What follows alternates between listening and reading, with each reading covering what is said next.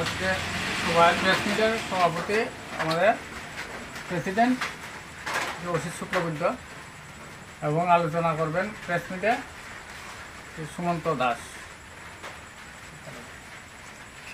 সবাইকে নমস্কার।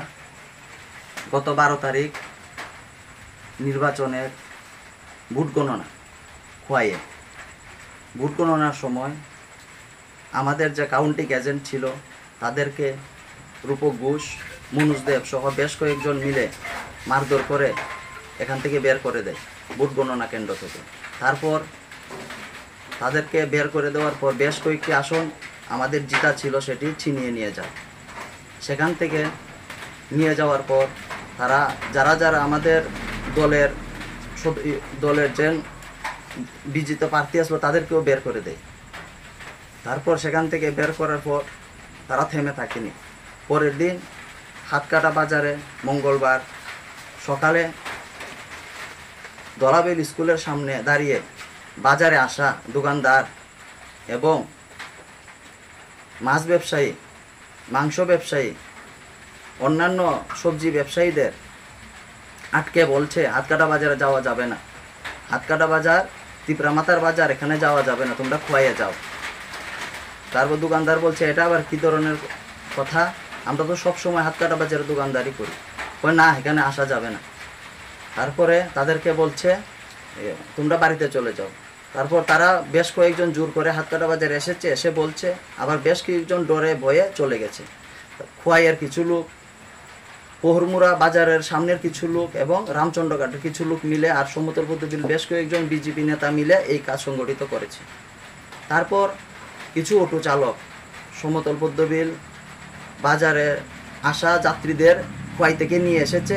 তাদের মধ্যে উপজাতি যে পুরুষ মহিলা ছিল তাদেরকে ধলাবিল স্কুলের সামনে নামিয়ে দিয়েছে।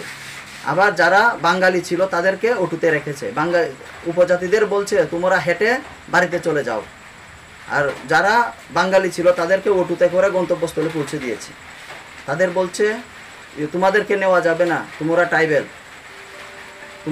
তোমরা ত্রিপুরামাতা, তোমাদেরকে নেওয়া যাবে না। তাই বলে হাতকাটা বাজারে তাদেরকে নেওয়া যাবে না বলছে। আর যারা বাঙালি ছিল তাদেরকে তাদের গন্তব্যস্থলে তাদের বাড়িতে পৌঁছে দিয়েছে। তারপরে কিছু দোকানদার হাতকাটা বাজার দোকান লাগিয়ে দিচ্ছে, দিয়ে বলছে ত্রিপুরামাতা না বলেছে তাদেরকে যে তোমরা গিয়ে বলছে যে তোমরা দোকান বন্ধ রাখো। কে বলেছে? ত্রিপুরামাতা বলছে। কিন্তু আমরা তো বাড়িতে ছিলাম না, ত্রিপুরামাতার কোনো কর্মকর্তা বাজারে ছিল না। তারা সবাই আমাদের রোড ব্লকিং ছিল, বাইজাল বাড়িতে সব এখানে ছিল সকাল থেকে। কিন্তু তারা মিথ্যা বলে অপ্রচার করে মানুষকে বিভ্রান্ত করছে। আমি প্রেস এবং সাংবাদিক মাধ্যমে বলছি সবাইকে একটু সচেতন হওয়ার জন্য, নমস্কার। আপনারা কি এই ঘটনাটিকে পুলিশকে জানিয়েছেন? হ্যাঁ, আমরা পুলিশকে জানিয়েছি। পুলিশ তারপর তাদেরকে এসে এখান থেকে সরিয়ে দিয়েছে। তারপর কিছু অটো চালক বলছে অটোকেও আমরা না করিনি, আমরা এখানে ছিলামই না, আমরা ত্রিপুরামাতার কোনো কার্যকর্তা সমতল পদ্মবিলে সে সময় ছিল না। সকাল 6টায় আমরা চলে গেছি। তারা 7টা-8টা থেকে এই কাজটা শুরু করেছে প্রায় দুপুর 12টা পর্যন্ত। তারপর পুলিশের মাধ্যমে খবর যায়, মানুষের মাধ্যমে পুলিশের কাছে, তারপর পুলিশ এসে তাদেরকে সরিয়ে দিয়েছে। এই যে বাধা দিয়েছে এলাকার কোনো একজন লোক বা ব্যক্তিকে আপনারা কি চিহ্নিত করেছেন? হ্যাঁ, চিনেছি। পুলিশকে বলেছে? কে বলেছে পুলিশকে সেটাও আমি বলতে পারবো। আমি তো বাজাল বাড়িতে ছিলাম। তার মধ্যে কয়েকজন লোক আছে, তার মধ্যে কিছু লোক আছে, নাম চাইলে আমি বলতে পারি। আচ্ছা, তো এখন হাতকাটা বাজার অথবা সমতল পদ্মবিলের পরিস্থিতি কীরকম? সমতল পদ্মবিলের পরিস্থিতি কোনো সময়ই খারাপ ছিল না। সেটা খারাপ করার উদ্দেশ্যমূলকভাবে তারা চেষ্টা করছে যে সেটাকে খারাপ দেখিয়ে তাদের ভোট বৈতরণী পার হওয়ার একটা কৌশল। আচ্ছা, তো আজকে তো হাতকাটা বাজার কি খোলা হয়েছে না কালকের মতন বদ্ধ? না, হাতকাটা বাজার কালকেও খোলা ছিল, আজকেও খোলা আছে, সব দিনই খোলা আছে। তারা মিথ্যা বলছে, দোকান লাগিয়ে বলছে তাদেরকে ত্রিপুরামাতা না করেছে বলে তা না একটা কেস দিয়ে আসছে। কেস কারা দিয়েছে? কেস বিজেপির লোক, কিছু দোকানদার, বিজেপির নেতা মিলে, সবাই মিলে, আর সঞ্জীব দেব বর্মা মন্ডল প্রেসিডেন্ট তাদেরকে উস্কানিমূলকভাবে তাদেরকে নিয়ে এই কাজগুলো করাচ্ছে।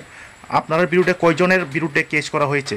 আমাদের প্রায় 8 থেকে 10 জনের বিরুদ্ধে পাল্টিয়ে পাল্টিয়ে কেস করা হয়েছে।